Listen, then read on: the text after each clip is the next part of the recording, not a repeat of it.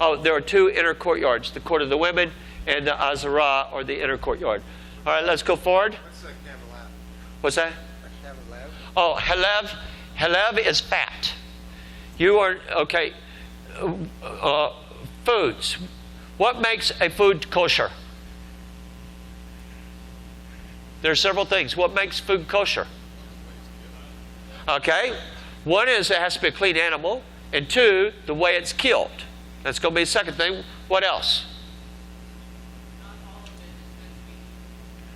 Right. Not all of it is supposed to be eaten. The blood is drained, but you have two types of fat. So you are allowed to eat one type of fat. The other type of fat that you're not allowed to eat is halev. And like, for instance, if you go to the market over here, I don't know what your stores are here, but you go to the market and you buy a steak, it very probably will have halev in it.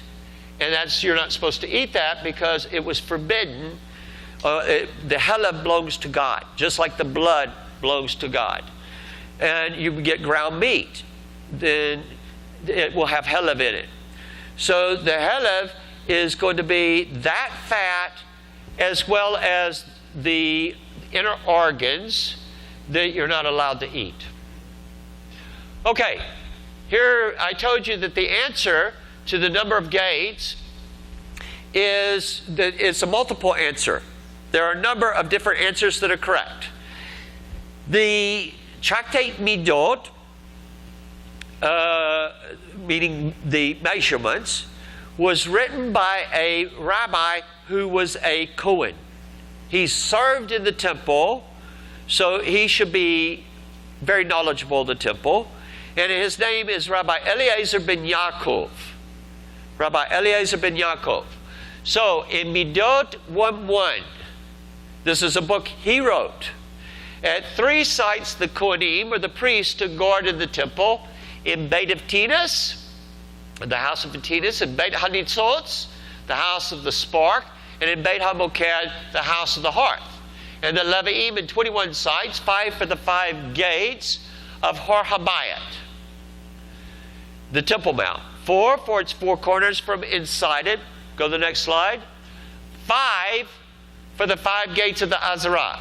So you see, he said there were 5 gates to the Azarah, the inner courtyard.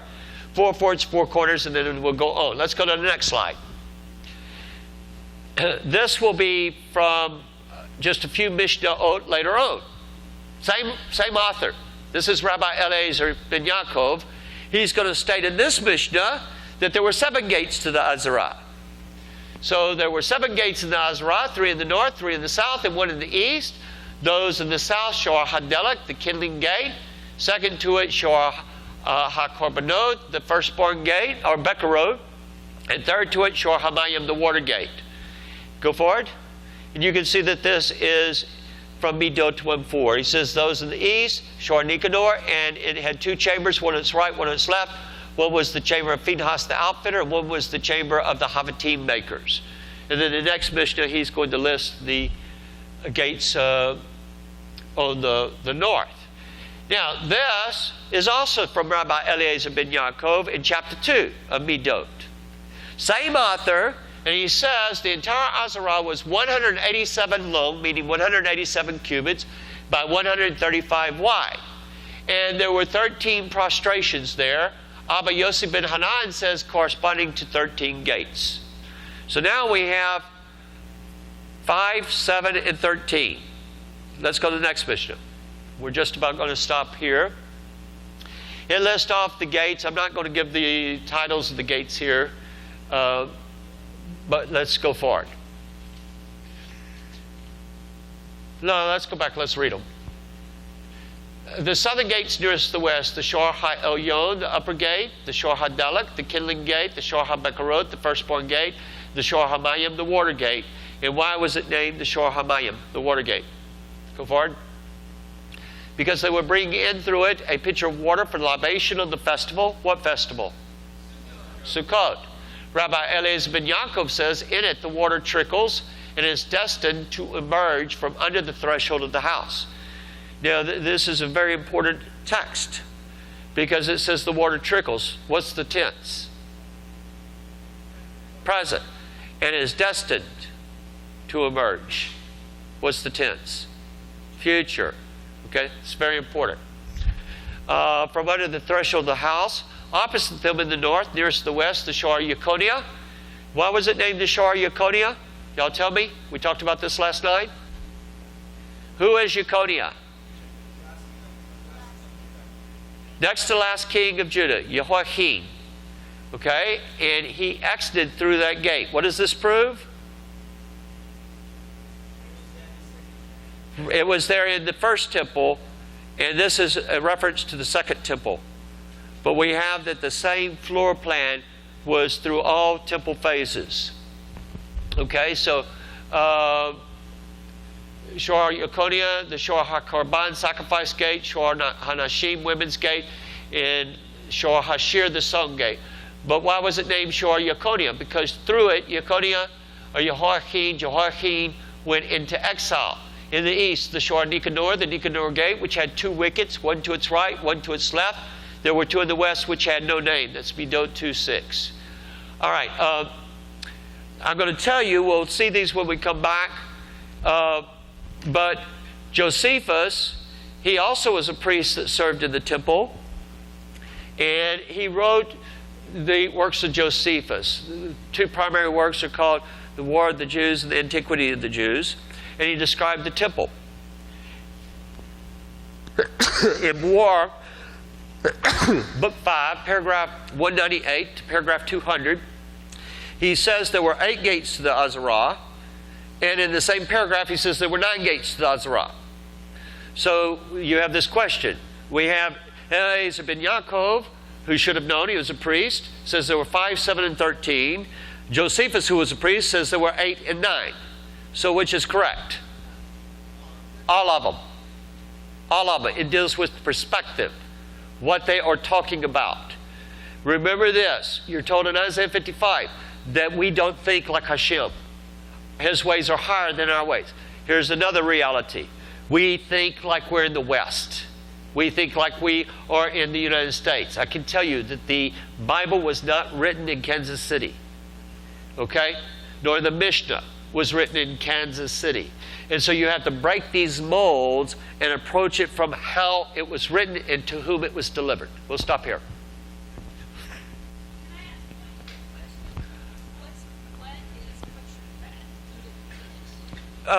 It's marbled fat.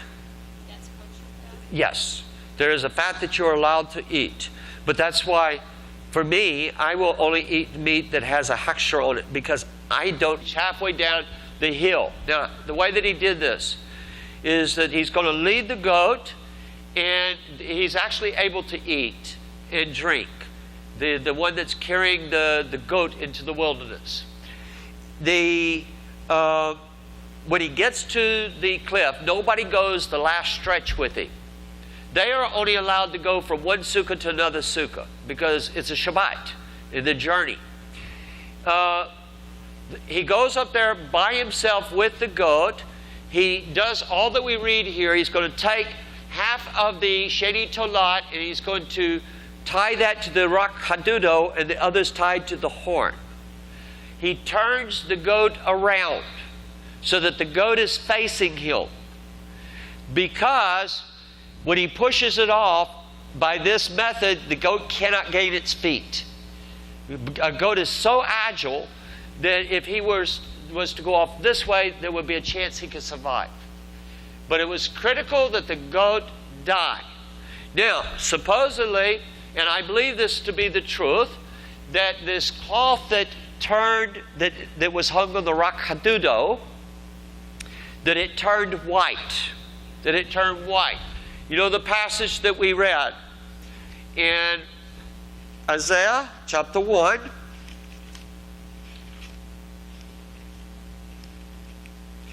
Says, "Come down, let us reason together. Says the Lord, though your sins are like scarlet, they shall be as white as snow. Though they are red like crimson, they shall be as wool." And it goes forward. And as I mentioned, that is actually read several times during your Yom Kippur service. Let's go to the next one. Can I ask you a question? Yes. That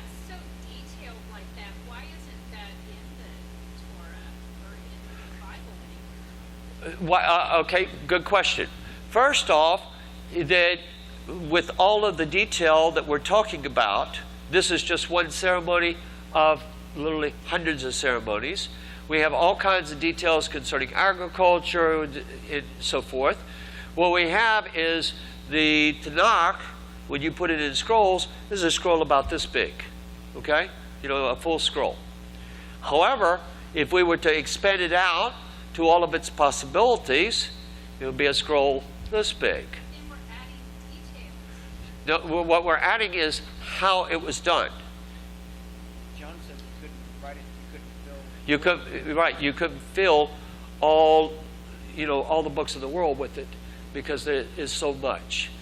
And here's the deal, is that we would not be able to know how these ceremonies were done and be able to prepare for the building of the temple or know about the buildings and the structures and so forth if God had not preserved this information for us. Okay. He came and sat under the last booth, the last sukkah, until it became dark. This is the Kohen that took the Azazel out. From when on does he render the garments unclean? From when he went outside the wall of Jerusalem, Rabbi Shimon says, from the time he was pushed into the precipice. Yom 6:5. Let's go for it. All right, I want to develop this a little bit further. I want to give you some sources, by the way. There is a very excellent Jewish source that you can get for free. It's called the Jewish Encyclopedia. Jewish Encyclopedia came out in the early 1900s. I think the last edition was published in 1914. And it was produced by fucking Wagnalls, a very reputable company. And but it is available online. Just type in, go to Google, whatever search engine you use, and type in Jewish Encyclopedia. Now, I have some articles I want you to look up. I want you to look up the article on Azazel. I want you to look up the article on atonement. And it'll give you some more details. There'll be links that are in there, so forth, that you can follow. Where I want to develop this little ceremony, let me read it to you a little bit further.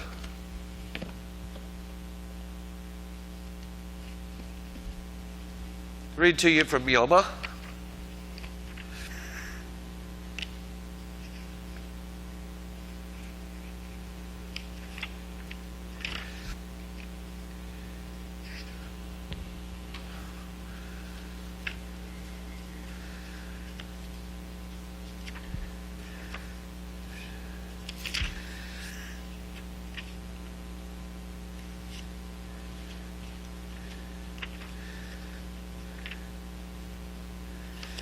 All right.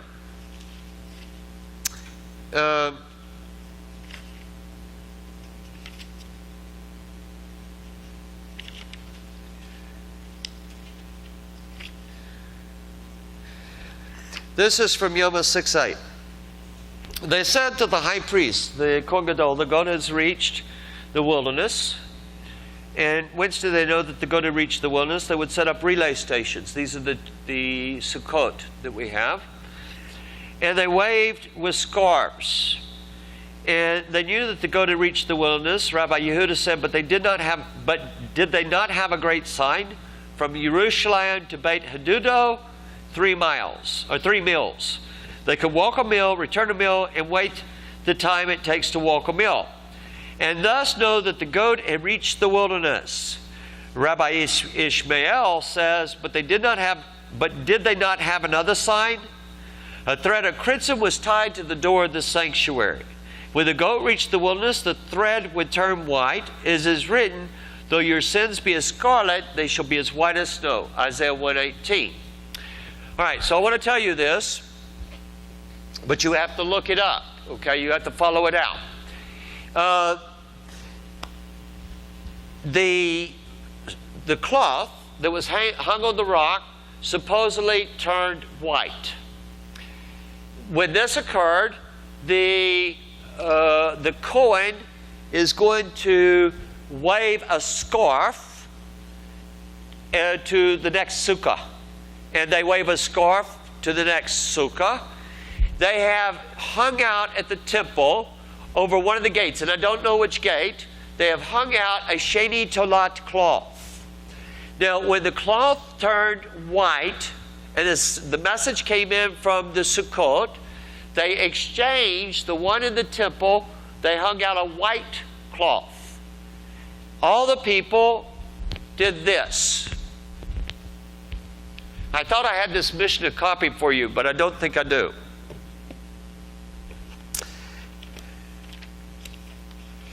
This is found in the, oh wait.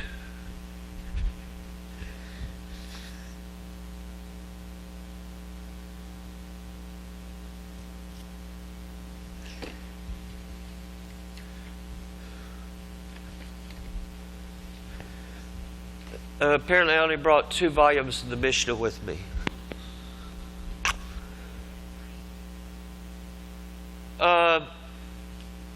It's found in the tractate Tanit.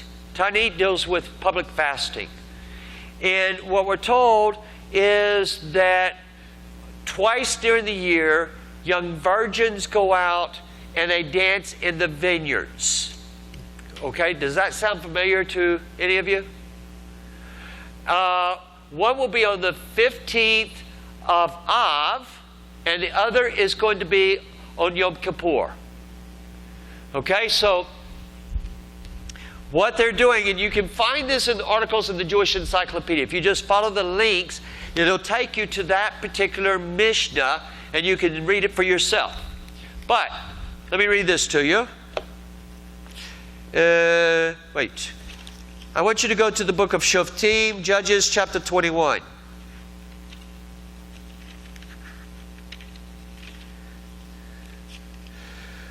Israel had a great dilemma because the tribe of Benjamin was involved in the death of this woman in a horrible way.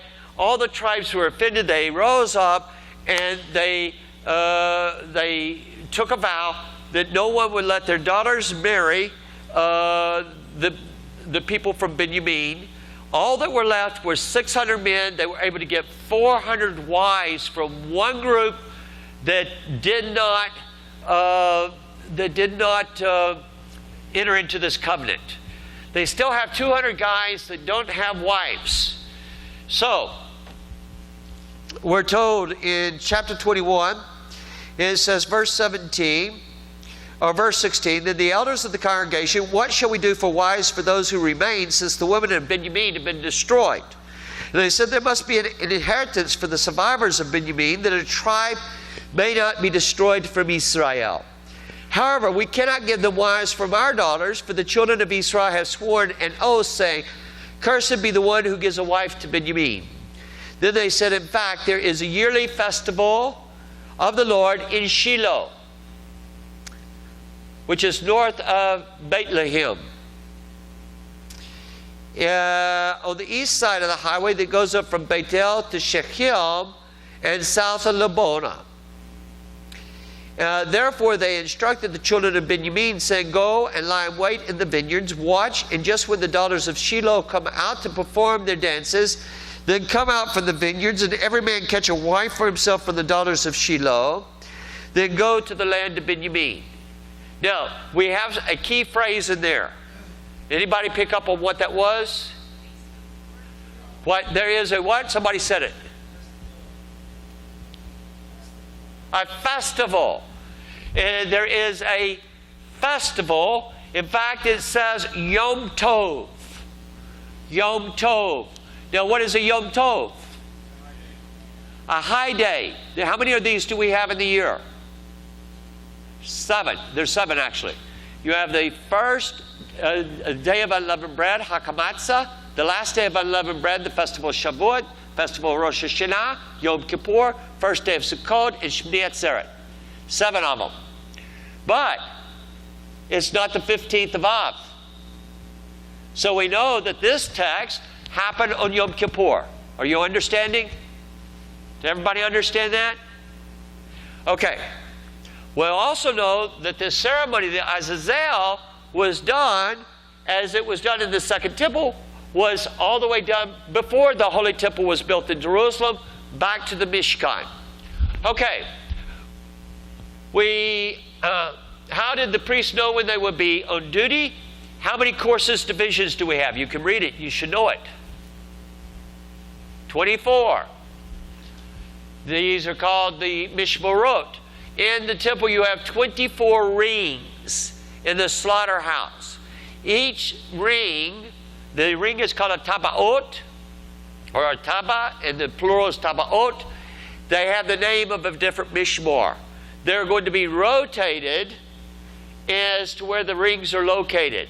So one coming in could look at a ring on the corner. I think it's the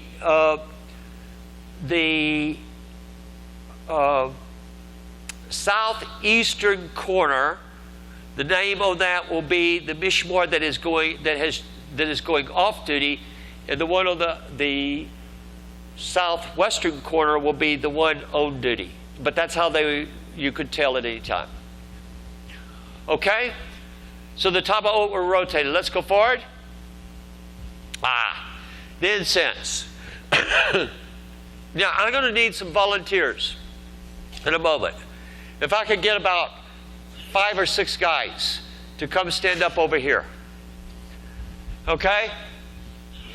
And Tamid means eternal. Okay? The daily services are called the Tamid services. And within the temple we have 15 administrators.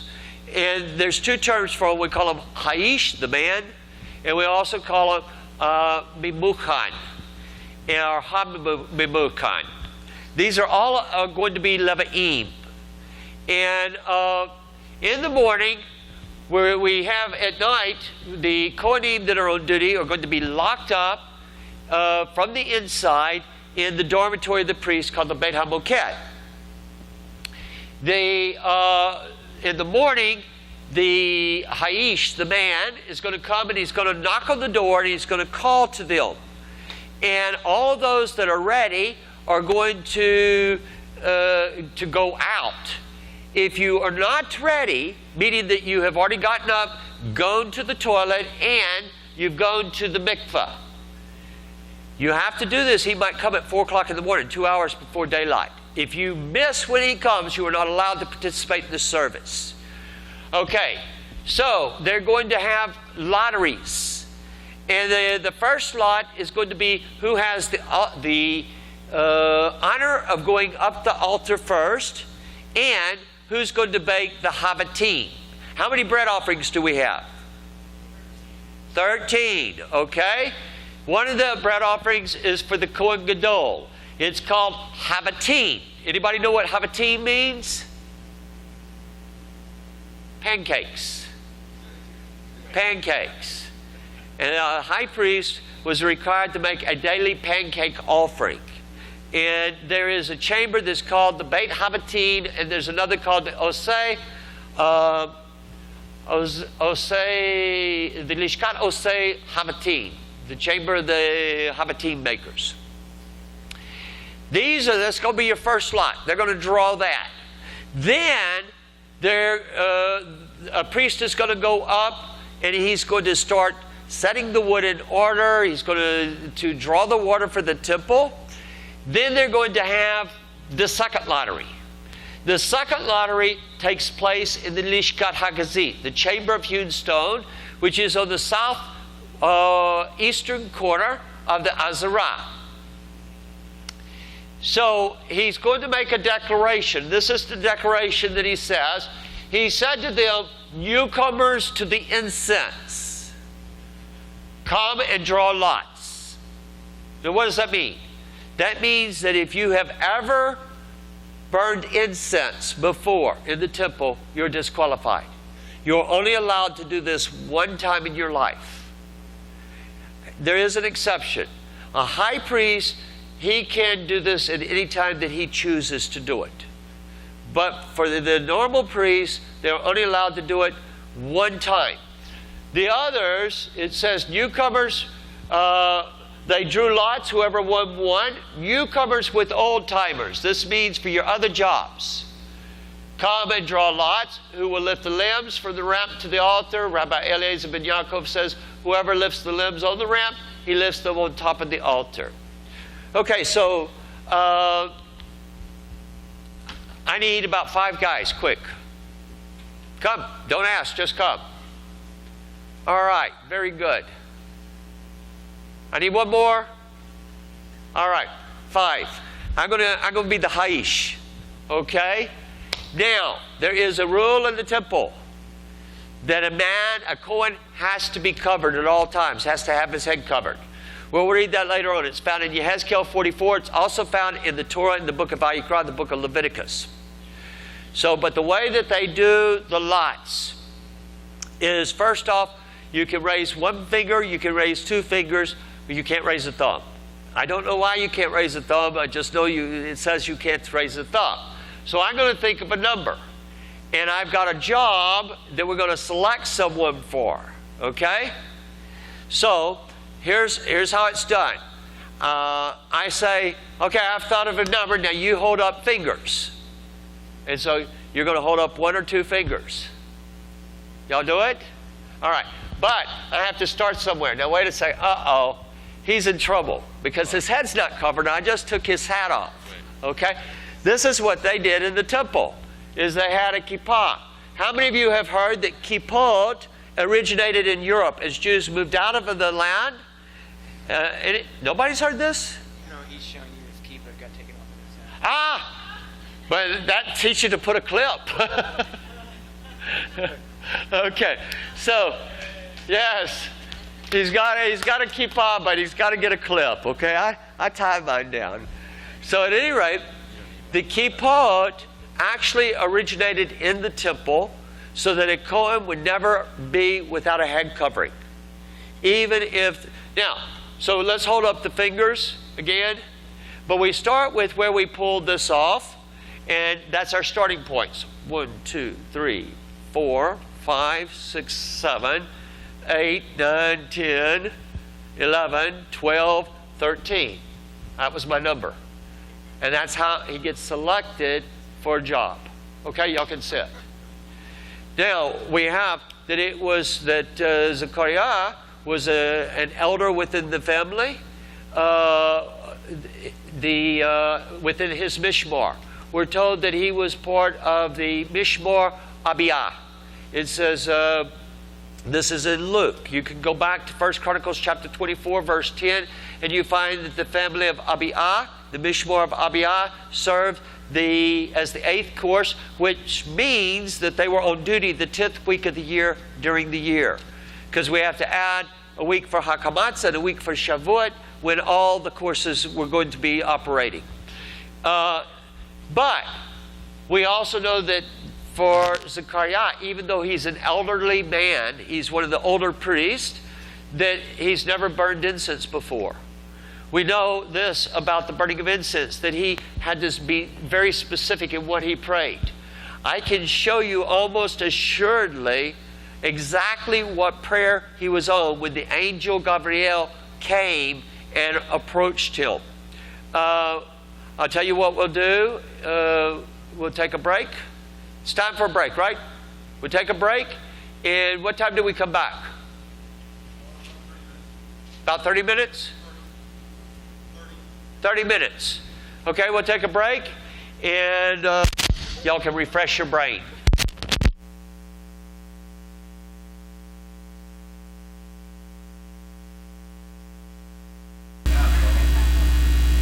Y'all, I'm going to Israel October 1st. Y'all would like to go with me. 10 days. We're going to study the palaces of Herod. And I've led over 50 trips. I've been over 80 times. Usually have an office there.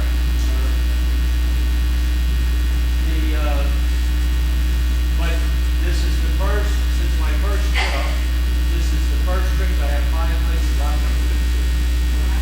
And so we're going to places that most people don't know. Such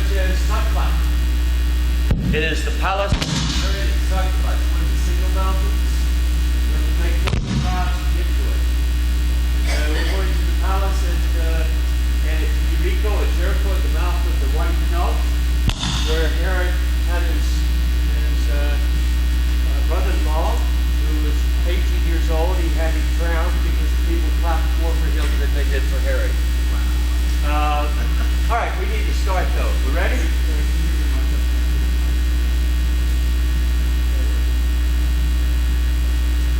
All right, is that better?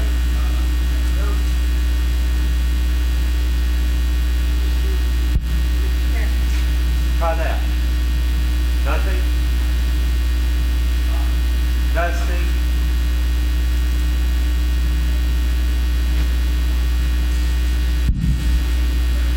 Testing.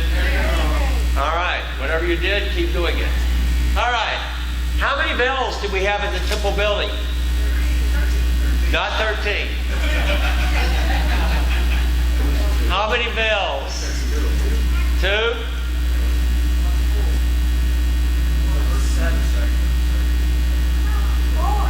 4.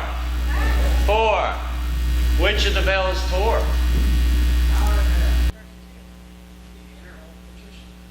Which, the partition? Okay, we'll see. Was this the first time the veil tore?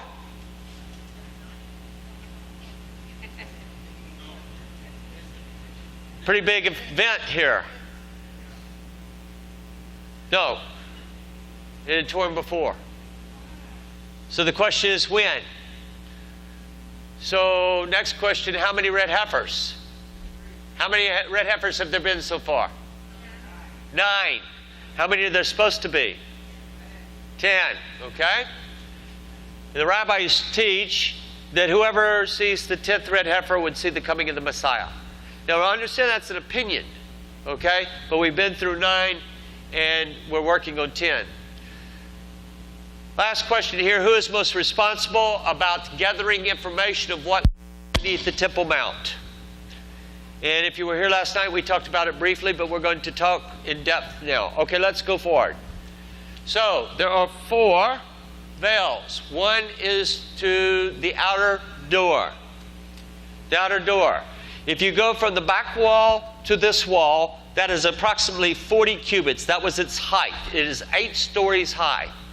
It is 20 cubits wide, which is approximately 4 cubits. Each cubit is almost 2 feet, 23.04 inches.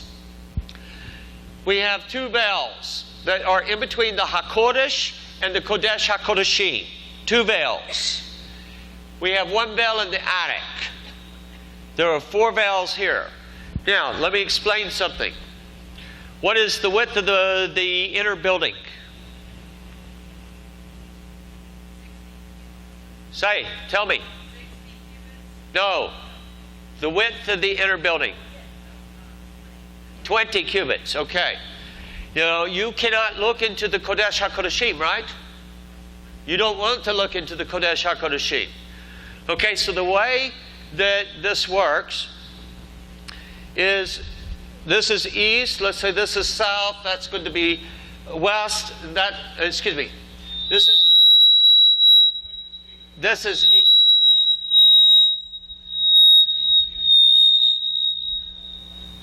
I really want to walk to that wall. Okay. Now, can you hear me? Can you hear me now? All right. Now you can hear me. All right. Jacob, you're going to have to walk for me. Okay. So, what I want you to do is I want you to go over where that plate is. Right there. Okay? Step forward about 2 feet. There we go. Now, we're going to have it open on the southern side. This is east, that's north, that's west. Okay, so the Holy of Holies is back there. So it's open 1 cubit on that side. Walk across here all the way to the other side. This is one of your veils. All the way, touch the other wall. Okay? Now step over 2 feet. Okay? Step forward 2 feet. Okay? The other veil is going to start from this wall and go 19 cubits across there. So you have an opening on, it makes a hallway. And the Kohen Gadol has to enter on this side. He's going to walk. On Yom Kippur, when he's going to go in the room, he has to walk. This is called the Traksim. That's the term for this 1 cubit overlap. The eastern veil is 20 cubits from that wall, from the western wall. The western veil is 40 cubits from this wall. So it doesn't add a cubit, there is an overlap. All right? Now these are called the parokit. These veils are very heavy. They take 300 kohanim to hang them. They're that big because they are tefach thick, a handbreadth. 3.84 inches, I think, is the exact number. I have to look to make sure exactly what it is. They're woven, the parokit right here. These parokit have cherubim on them. What you might know as a cherub. How many faces do the keruv have? Does a keruv have? 4, correct. Okay, so one is a lion, one is like an eagle, one is like an ox, and one is a man. And so the type of weaving is oh, you can sit. I would have left you standing up there if I hadn't noticed you. Okay, so the type of weaving is a specific type of weaving that's referenced in the Torah, that it has to be a living weaving. And the way it is that when you are on the east side, you see the face of a lion. But when you're on the west side, you see the face of an eagle. Okay? And the other two faces are in the middle. And I hope I have some pictures. If you look at the Hoshen HaMishpat, here's what you can do. You can go to the Temple Institute website and the breastplate of judgment. That's called the Hoshen HaMishpat. They had to learn how to do this style of weaving. And they made it where it has a pomegranate on one side, but when you look at the back side, the pomegranate is a different shape. But it is one continuous weave. And that's what is prescribed in the Torah. Now, the question is, which veil tore? We have these two veils. Christianity teaches that it is the veil, singular, between the HaKodesh and the Kodesh HaKodeshim. It is not. It is not. It is this veil that tore. How we know this? The veil is called the heavens, Hashemayim in Hebrew. It is decorated. We have 2 descriptions of it by Josephus, and the other is from a letter called the letter of Aristeas. The letter of Aristeas is going to be during the Hasmonean period. It predates the time of Yeshua by approximately 200 years. It is going to be contemporary with the writing of the Septuagint. But there is a term in Hebrew for to move the veil, the outer veil, the veil that you have to go into to enter the temple building. And it is, because it's called the heavens, it says the heavens were rent.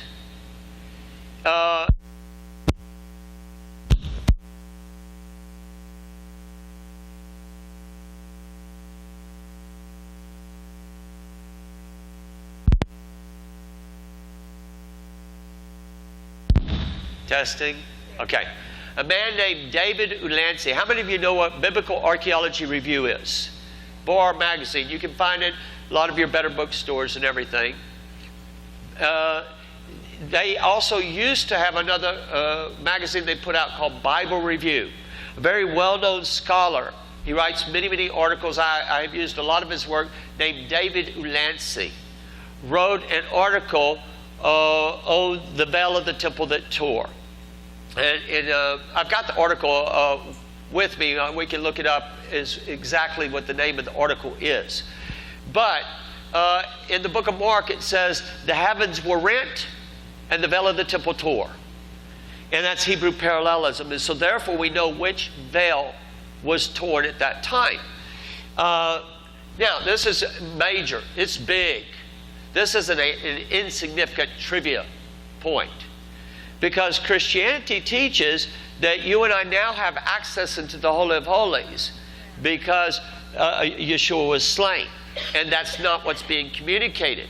What's being communicated, we still have access through the aspect that Yeshua serves as a high priest for us. And there is an access in that manner. But we don't have access literally into the Holy of Holies. Yes? The golden incense altar is constituted pollution. So you can go up to as far as the golden incense altar. Yes. You can go into the HaKodesh, or you have access to be able to see into the HaKodesh. Yeah, because the golden incense altar is supposed to be part of it, right? Yeah, the golden incense altar, as well as the Shulchan Lakam HaPanim and the seven-branch menorah, they are Kodshei Kodashim. However, even though they're Kodshei Kodashim, which means the highest level, the ark inside and everything behind the parochid is seen as a total separate category. It is the highest of all because it in itself is the throne of God. And so what's being communicated is now the walls of the HaKodesh, the room with those 3 pieces of furniture, were supposed to have been decorated with all types of deeper meanings of God. I don't know what they were. All I know is that they were decorated with that. But I think here's the message, that now we're able to see things that could not be seen before. The only problem is our vision is hindered because we threw away the blueprints of God and we're trying to wing it on our own. It's kind of like giving a 9-year-old, after you gave him a whole lot of liquor, and you put him behind the wheel of a car and say, drive me over to the store. You don't want to do that. Okay, so let's go forward.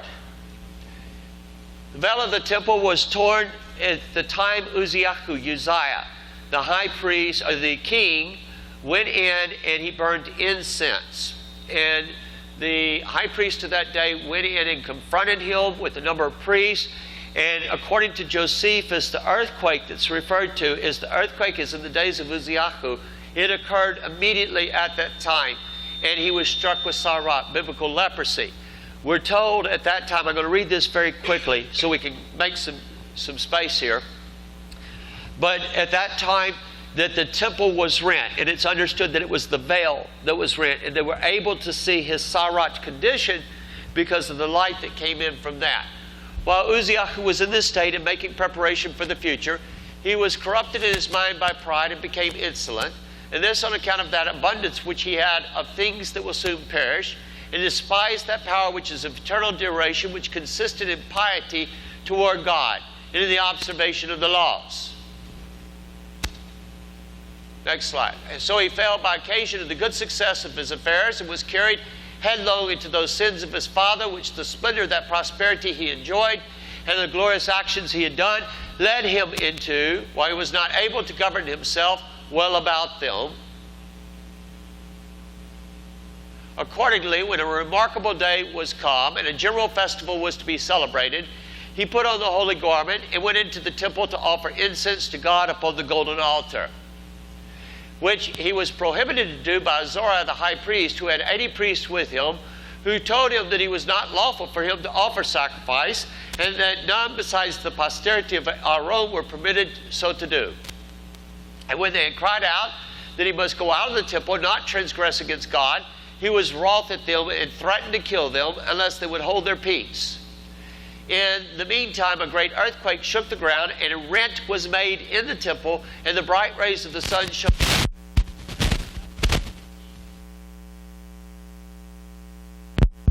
insomuch that the leprosy, can you hear me? That the leprosy seized upon him immediately.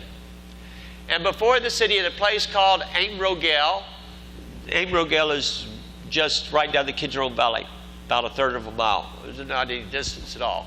Half the mountain broke off from the rest of the west on the west and rolled itself half a mile and stood still at the east mountain till the roads as well as the king's gardens were spoiled by the obstruction. By the way, that's prophesied to happen again in Zechariah 14. And it says, as in the earthquake in the days of Uzziah. Now, as soon as the priest saw that the king's face was infected with leprosy or sarat, They told him of the calamity he was under and commanded that he should go out of the city as a polluted person. Hereupon he was so confounded at the sadness, temper, and sensible that he was not at liberty to oppose that. He did as he was commanded and underwent this miserable and terrible punishment for an intention beyond what befitted a man to have, and for that impiety against God which was implied therein. That's from Antiquities of the Jews, Book 9, paragraphs 222 through 226. Let's go to the next slide. So, how many red heifers? So far we've had 9. The rabbis teach that there will be 10, and then Messiah comes. So we're going to talk about the red heifer some. The first red heifer was with the death of Miriam. With the death of Miriam. This was recorded for us by Josephus. For more than 1,900 years, there has not been a red heifer. In the last 20 years, there have been at least 3 red heifer candidates in the last 20 years. What's amazing about these, if we can go to the next slide, what's amazing about these is that the parents of these calves should not have been able to produce a red heifer. Okay, for instance, one of them was Holstein cows. All right? Don't expect from Holsteins you're going to get a red calf. And they tried, there was a program with a guy named Clyde Lott. Some of you might have heard of Clyde before. He lives in Mississippi. This is about 25 years ago. And I knew Clyde. I had a television show, and he was on the show with me a couple times. And we did some conferences together. But Clyde was a breeder of cattle.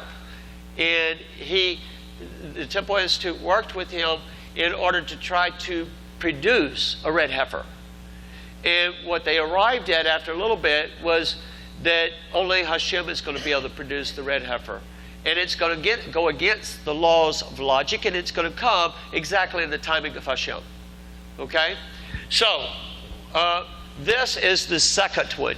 Now, I have to tell you a story about this. This is a funny story.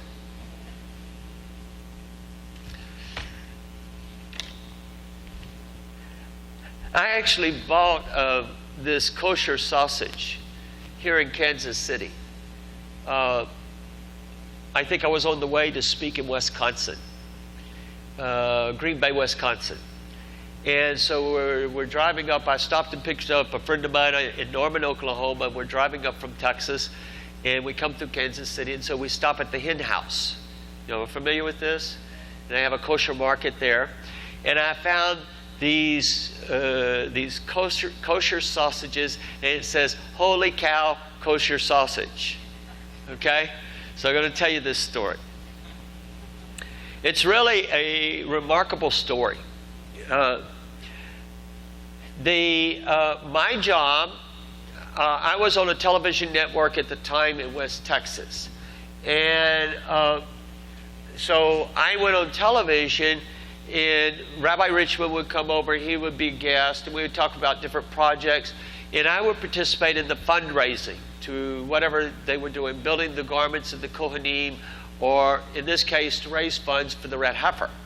You have to purchase the red heifer. And you have to pay an exorbitant amount of money for the red heifer. And so, at any rate, they had this calf. This was the second one. The first one was named Melody. And I spent some time with Melody and the rabbi that was watching over her. The second one comes along, and they didn't want the publicity that they had with Melody, because when Melody disqualified, a lot of people went, why should I pay any attention to this? So anyway, they put this calf right here in an Israeli cowboy ranch. Now, you have never seen anything in your life till you've seen an Israeli cowboy ranch. It's very different from what we in Texas picture a cowboy ranch, okay? So it's in the Elah Valley. The Elah Valley is where David fought Goliath. And it's really tucked away. I go out there we have a meeting with Rabbi Richmond, Rabbi Menachem Markover, and myself to look at this red heifer and everything. So let's go to the next picture. This is Rabbi Markover. And the next picture is Rabbi Richmond. And so we went out, and the feeling was that there was a good chance she might make it.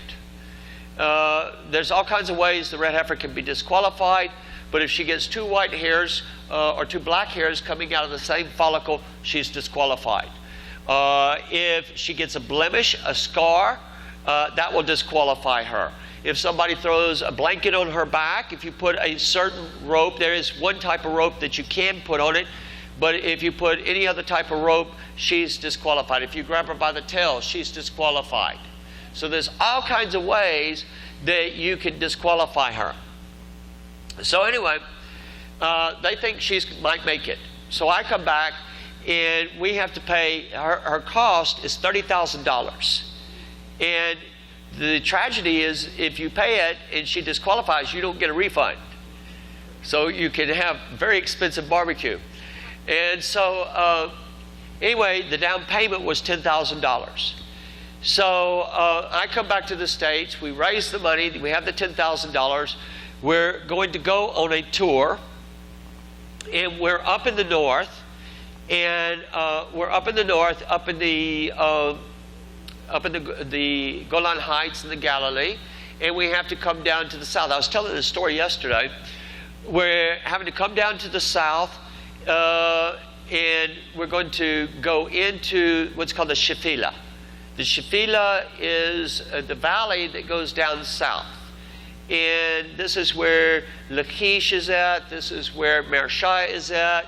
This is all kinds of places. It's where David fought Goliath, the Elah Valley. But you have to enter up around Jerusalem. That's where you go into the Shephelah at. And so anyway, because of the Intifada, the Arab uprising, we couldn't go the short way down the Jordan Valley and then up to Jerusalem into the Shephelah. We had to go the long way and come around by the coast, by Netanya, and then down to Tel Aviv, and then back up to Jerusalem. And so we're on the highway, the freeway. We're going in. The driver that I've used for years and years, he was the best driver I ever met in my life. He retired a number of years ago, and I've never had a driver that was close to him. I stand up on the bus every time that we're driving. I don't let people take naps. My feeling is you came to learn, we're going to milk it for all it's worth. Okay? And so I teach at the site, I teach on the bus from one site to the next site, and then I teach after we get back to the hotel. And so at any rate, I always have to stand up in the bus, and it's very important to me to have a driver that is very good. We're coming along, and we're on the way to pay for the down payment for the red heifer, and all of a sudden this car pulled in front of our bus and slammed on the brakes. You know, we had a van behind us with a television crew, and there was a guy asleep on the back seat of laying down across the seats on the back seat of the van. They slammed on the brake in the van so hard that he slid under the seats all the way to the front. I went through the windshield of the bus. My head literally shattered it. And then the windshield popped back in, and I fell down into the well. So my body didn't go out of the bus, but it popped the windshield out and it popped back in. I wasn't hurt, really. I was sore from where I fell in the well, but my head wasn't hurt. And it cost $6,000 damage to the bus, my head. But at any rate, we drive on down to the Elah Valley. Now, we get there, and Rabbi Richmond meets me, and he says, he has these hairs in his pocket, and he says, I think she's going to disqualify. So he had to call top authorities from all over the country, rabbis that are experienced in this, to come, and they were going to make a determination on this red heifer. But one of the cowboys pulled me aside. He says, I got to tell you this story. Now, how many of you know Rabbi Richmond? Okay. Rabbi Richmond, he's on television quite a bit. He's you go to the Temple Institute website. But when you hear him speak, they always have to crank his mic up as loud as it'll go. Because when he talks, unless we're talking politics, and unless he's angry, he gets angry about a lot of stuff, he talks, and he gets this close to you, and if he were any further, you wouldn't be able to hear him. And because he talks like this, just barely. So when we film together, they have to crank him up real loud. I have to count to 3. 1, 2, 3, silently. Anytime that he finishes talking, I'm about to speak, so that they can turn my mic down to a normal level. Okay? So here we have this rabbi that you can barely hear. The calf got out of the pen. He had gone in to inspect her. He left the gate open. The calf got out. Now in Israel, all over the place, you have prickly pear cactus. And prickly pear would be a great way to disqualify a red heifer. So here's Rabbi Richmond. Chaim is chasing behind this cow. He can't throw rocks at it. He can't throw sticks at it. He has to be careful to keep that calf from hurting itself because he doesn't know it's disqualified yet. And he's running behind it, and he's going, holy cow, holy cow. So anyway, I was going to take the holy cow sausage to him. But you just have to really know him for that to really be funny, but it is. All right, let's go to the next picture. No, wait, let me talk to you about this just briefly. You have a problem. We cannot use the ashes from the last red heifer. We don't have them.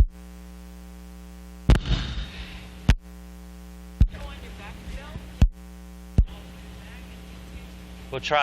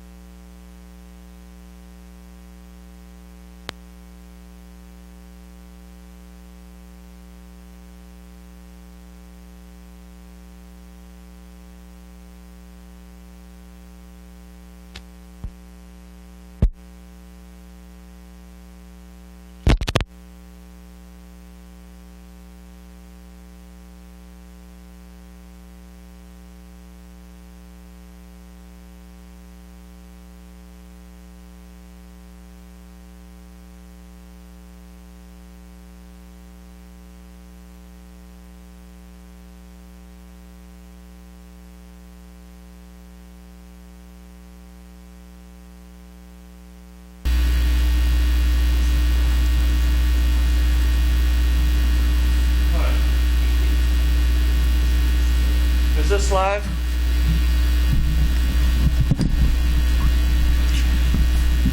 Testing. We okay?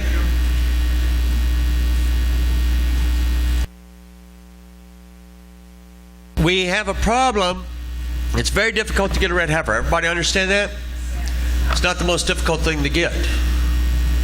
Because you cannot have corpse impurity. You cannot have corpse impurity to conduct the ceremony of the red heifer. Anciently, what they would do is they would sprinkle the Kohanim that are going to participate in the ceremony 1 week before the ceremony with the ashes of the red heifer. Then they're corpse free. But we don't have a red heifer. Even or the ashes of the last red heifer. Even if they had them, it was determined about 25 years ago that they cannot use them because they're not certain that they have not been compromised. So they have to have a new red heifer. Now, in the Mishnah and the Tosafta, it gives us instructions how this was done. This is in the Tractate Parah, chapter 3, both in the Mishnah and in the Tosafta. Parah means cow. And so the red heifer is called the Parah Adamah. So women that are pregnant, that are Kohanim, that are priests, they go to homes, to a special house in Jerusalem that has been taken down to the bedrock. That's to make sure that there is no grave beneath it. Then the house is made of stone because stone is impervious to corpse impurity. Then, all right. Then it also has to have arches upon arches, because so that the wind can go through. They will give birth in these houses, and the young priest have to be raised inside that house till they perform the ceremony. They cannot leave. Everyone in this room has corpse impurity. Everybody in the world has corpse impurity unless you're born specifically in this environment, because it has been following the destruction of the temple, it was seen that all the world had corpse impurity. So you have a problem. You have 3 Kohanim that are required. We have 2 Kohanim that have to be 8 years old. We're given the age in the Tosefta. Now these 2 Kohanim that are 8 years old are going to draw the water. The water has to be drawn from the Shiloach pool. There are 2 pools in Jerusalem that are called the Shiloach, and you read about the upper pool, the upper Shiloach, several times in the scripture. The lower Shiloach is actually referenced in the New Testament. It's the pool of Siloam. About 6 or 7 years ago,